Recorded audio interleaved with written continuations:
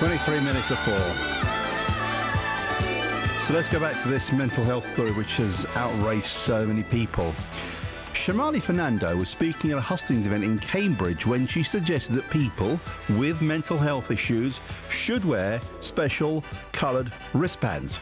Now, political blogger Richard Taylor was at the hustings and tweeted the original comments, and that literally just went viral. Now, I've been speaking to Richard this afternoon. I began by asking what was actually said and in what context, because the national press have, as you can imagine, whipped this up into a bit of a storm, and Miss Fernando claims she's been slightly misquoted. Well, I think this certainly was a gaffe. I don't think the comments were made very clearly at all. And the context was that our Conservative candidate, Shamali Fernando, here in Cambridge, is a barrister, and she was talking at an NHS hustings about her experiences dealing with people who are mentally ill in her line of work professionally. And she said that it would help her to deal with people who are mentally ill if people wore wristbands to identify their conditions.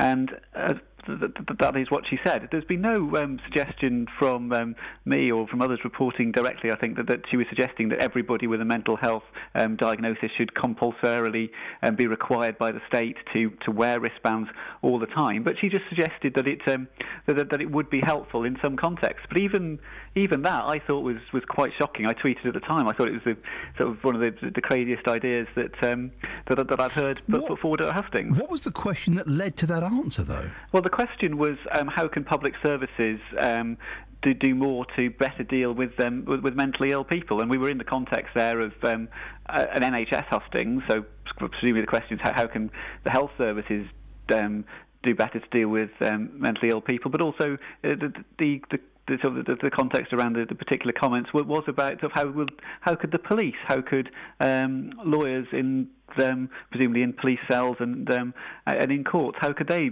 better deal with mentally ill people? So it's an important subject that was being discussed. I think it was just it was a clumsy phrasing of we know today now what she was thinking of at the time. She was thinking of something which some autistic people choose to do, and they choose to carry a green card which they can then decide to present to the police to explain their condition if they sort of come into contact with the police and they think that their condition is perhaps responsible for their behaviour. That's with some time passing. And your tweet was retweeted, and I saw your tweet, and late last night, this story was really kicking off. Look, at first glance, this idea that people with mental health issues should wear coloured wristbands, they can be easily identified, sounds incredibly shocking. I mean, there must have been a gasp at the hustings when you mentioned it, of course.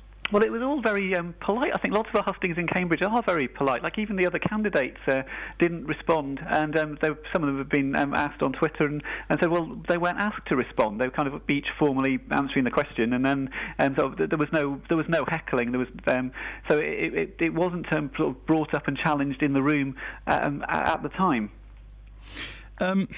The problem I have now with it, when I first saw it, when your tweet was retweeted, and I saw this last night, I thought, that's outrageous. What we're going to do next? We're going to brand people on their forehead, say, look, I've got a mental health issue.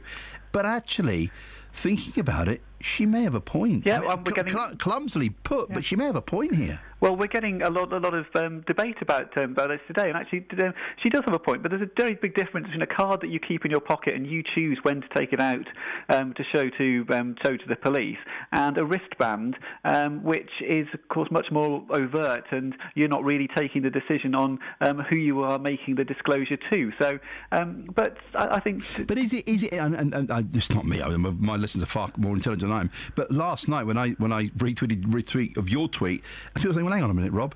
When people if they're diabetics, type 1, for example, they will have a wristband saying, look, or a necklace saying, I'm diabetic. If something happens, you need to treat me in this way. Yep, and but that is generally something which is not quite as overt as a wristband. And I think that the thoughts that I was having after I'd listened to her comments was particularly about the sort of the context of somebody being in a police cell and meeting their lawyer. And I was concerned that perhaps she wasn't saying, well, I'm going to sort of listen to people and find out how they need me to help them in a special way. Like any of us could be, if we were in a police cell, presumably we wouldn't be in our normal state of mind. We would be outside of that sort of the normal band of the spectrum. But the context, she said, look, in the context she's trying to refer to as a barrister, she said she's trying to explain how wearing wristbands, people with mental health issues, could help her understand their conditions more rapidly. And you can see how, as clumsily as she put it, how that might help her situation. I can't really, in that type of situation where you're meeting your lawyer, then I think you need to have a human-to-human, person-to-person conversation. You need to explain your needs, and part of that might be the mental state that you're in due to your situation or due to your health background, and hopefully she'll be able to. I don't see how a coloured wristband could really shortcut that. So I didn't think it was a particularly good idea in that context. But I've now heard a lot about how people actually find it quite useful to have these green cards for autism, and how that kind of system is working. Is working well and is useful for some people. So I think that's what she was thinking of at the time. But it really is just it's a clumsy gaffe.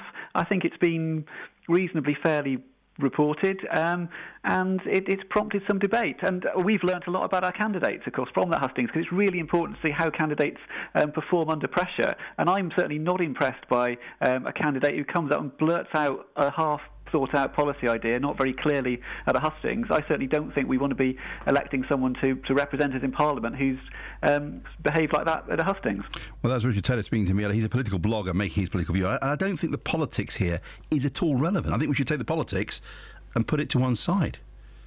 Now, this lady, who's a barrister, didn't suggest that it should be compulsory. She said in her experience as a barrister dealing with people with mental health issues, that it would help if they had coloured wristbands so they can be more easily identified.